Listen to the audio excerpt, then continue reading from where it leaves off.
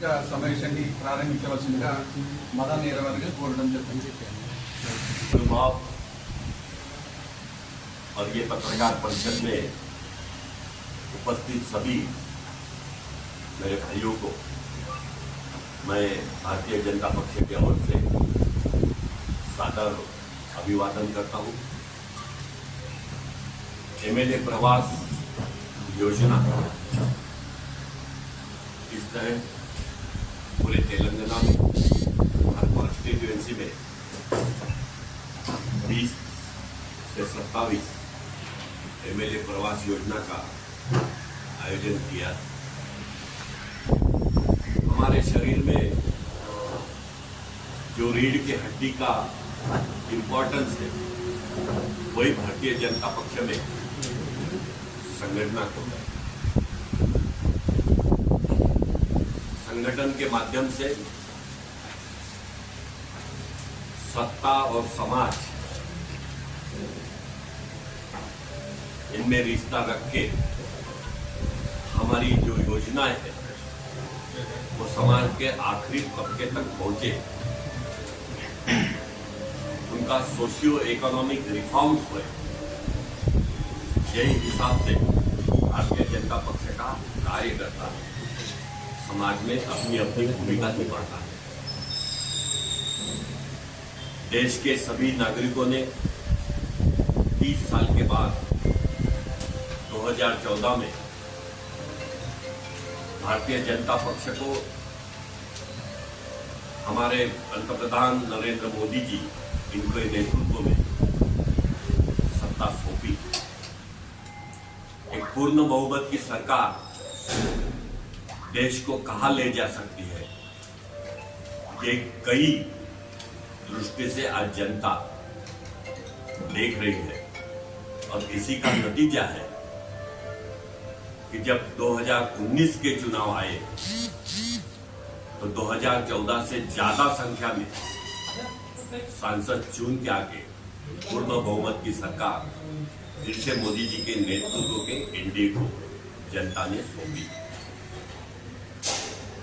सत्ता हमारे लिए एक अंतिम साध्य नहीं है, सत्ता हमारे लिए it's a instrument of socio economic reforms.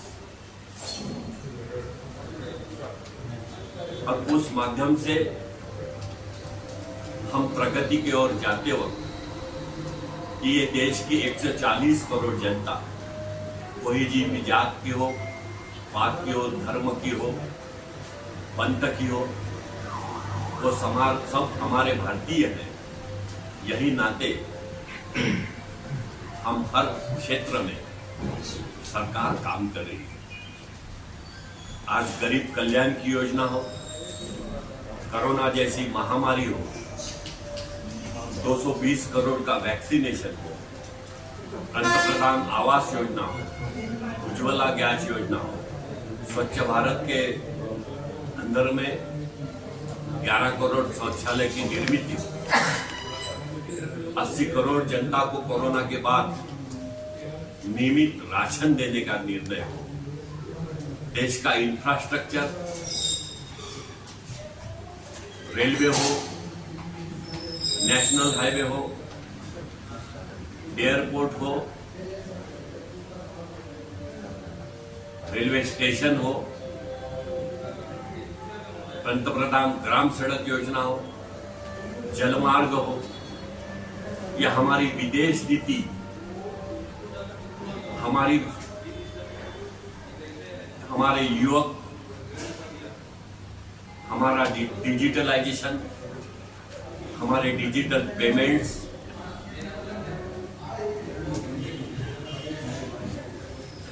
हमारा संरक्षण में का एक्सपोर्ट, बाकी चीजों का एक्सपोर्ट, ये सभी मायने में अगर हम देखते हैं तो भारत एक फास्टेस्ट ग्रोइंग इकोनॉमी, ये मैं नहीं बोल रहा हूं,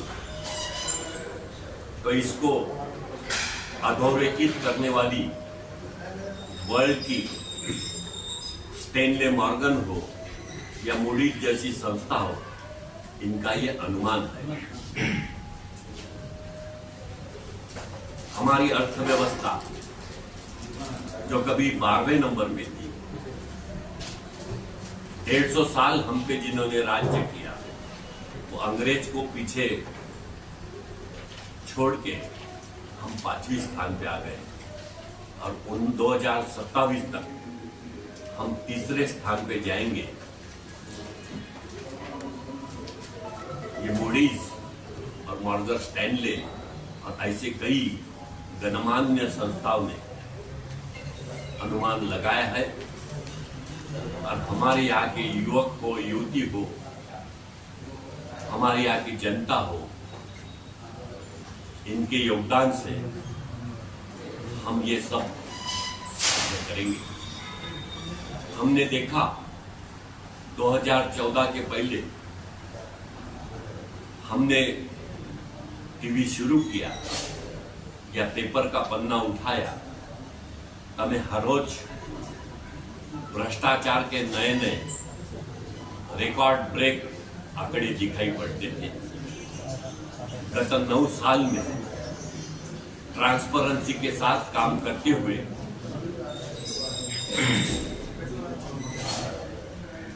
हमने जनता का पैसा तो बचाया, लेकिन डायरेक्ट बेनिफिट ट्रांसफर जैसी व्यवस्था और टेक्नोलॉजी का उपयोग करके उसमें जो लीकेजेस थे वो भी बचाए। भ्रष्टाचार, अपीजमेंट और परिवारवाद ये देश को खोखला करती है, ये पंतप्रधान जी का अनुमान है और ये हमने भी गत कई सालों में जो सरकारें थी उनके माध्यम से ये देखा। तेलंगाना में हमारा भले ही राज्य न हो, फिर भी तेलंगाना को 85% बिजली देने वाला एनटीपीसी का सेंटर को राज करने के लिए विश्व गुरु नहीं बनना है, लेकिन विश्व को भारतीय संस्कृति, भारतीय परंपरा, उसके अनुसार नंबर 1 की इकोनॉमी बने और सुपर पावर बने। और सुपर पावर बनने का मतलब वसुधैव कुटुंबकम, सबका कल्याण हो, दुनिया के सभी जनता का कल्याण हो, यही हमारी भावना है। उसी के तहत हम काम कर रहे हैं और काम करते रहेंगे, ये विश्वास के साथ आप यहाँ पधारे। शांति से मैं मानता हूँ या मैं जानता भी हूँ, आप में से कई लोगों को हिंदी मेरी अच्छी से समझी होगी या नहीं, क्योंकि बूथ लेवल की मीटिंग थी। हमारा जो पार्टी का स्ट्रक्चर है, उस स्ट्रक्चर में शक्ति केंद्र प्रमुख, बूथ प्रमुख, पूरे पदाधिकारी, हमारा समन्वय, ऐसे कई चीजों पे 8 दिन से हम काम कर रहे हैं। सभी मंडल में मेरा प्रवास हुआ है। अभी सभी मंडल में 1-to-1 सभी कार्यकर्ताओं के साथ में इंटरेक्शन भी हुआ है। तो वो 8 दिन में कार्यकर्ताओं को इतना तो समझ आया है कि हम साथ में, और यहाँ के कार्यकर्ता, मैंने जब बोला कि हमारी सरकार नहीं रहते हुए भी जो एक विचारों के साथ हम पार्टी के साथ जुड़े हैं, वो विचारों से जनता में काम कर रहे हैं, ये हमारे लिए बहुत सुखद बात है। और हर एक में उम्मीद है कि मोदी जी के नेतृत्व में हम तेलंगाना में भी, और ये कोरुटला सीट पर्टिकुलरली हम 100% जीत के जाएंगे। सर, आपके अपोजिशन पार्टी, अपनी पार्टी पे अपोजिशन पार्टी इल्जाम लगाते हैं कि आप ईडी और सीबीआई के जरिए अपोजिशन पार्टियों को कमजोर करने की कोशिश कर रहे हैं। ये आपने तो यहाँ बोला, ये तो अपोजिशन पार्टी खुलेआम हम पे आरोप लगाती, लेकिन सीबीआई और ईडी ये स्वायत्त संस्था है। हम किसी पे भी आरोप जब लगाते हैं तो संस्था अपना काम करती है।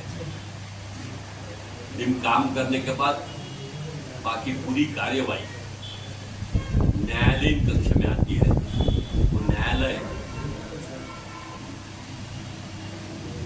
वो भी एक डॉक्टर बाबा साहेब आम्बेडकर की हमारे को ये डेमोक्रेसी को दी हुई एक बहुत बड़ी अनमोल भेंट है। क्या डेवलपमेंट में हो गया तो कोई बीजेपी का ऐसा राष्ट्र है गठबंधन की सरकार तेलंगाना से जो आगे निकली हुई है, कोई एक राष्ट्र दिखाइए बोल के बोले, इस पे आपका क्या कहना है? पर कैपिटा इनकम हो गया या कौन IT क्या सेक्टर बोलता में हो है, गया? कौन क्या बोलता है, हर कोई तो अपनी तारीफ करेगा, लेकिन देश में सर्वे करने वाले कई संस्था है और गवर्नमेंट के सर्वे होते हैं। गवर्नमेंट के सर्वे किसकी गवर्नमेंट है उस पे आधार पे नहीं होती। आज नंबर 1 पे देश में सभी क्षेत्रों महाराष्ट्र है, नंबर 2 पे गुजरात, नंबर 3 पे कर्नाटक है। ये सीक्वेंस हर 6 महीने 1 साल के बाद में बदलते रहता। जब हमारी सरकार महाराष्ट्र में नहीं थी तो हम 4थे नंबर पे चले गए थे, लेकिन हमने जो इंफ्रास्ट्रक्चर प्रोजेक्ट सत्ता में आने के बाद ease of doing business infrastructure projects ये सभी जो चालू किए हैं, उस वजह से FDI जो निवेशक है वो महाराष्ट्र में फिर से आना शुरू हो गए। उस वजह से आज जैसे हमारे उप मुख्यमंत्री जी 5 दिन के जापान दौरे में थे, वहाँ से भी बहुत से MOU उन्होंने किए हैं और आज हम सभी क्षेत्रों में महाराष्ट्र आगे है।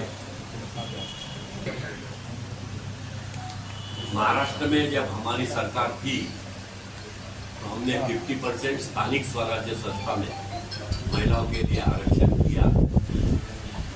विधानसभा और लोकसभा में ये अधिकार हमें नहीं है, चुनाव आयोग को है।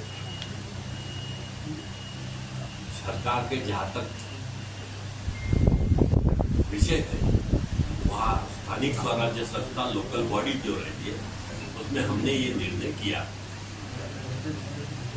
सर लोकल बॉडी में भी आप लोगों ने 10th का एक स्लैब लगाया है कि मिनिमम 10th पास होना चाहिए। इसमें भी वुमेन्स पीछे हो रहे बोल के भी थोड़े लेडीज़ का आरोप है कि आपने जानबूझ के इस पर स्लैब इसलिए लगाया है कि वुमेन्स ज़्यादा पढ़ी लिखी नहीं है, इसीलिए इसमें 40-50% के अभाव नहीं आ सकते। तो 10th का जो आपने 10th क्लास का जो स्लैब लगाया है वो उसी जरिए से लगाया हुआ है, मतलब लोकल बॉडी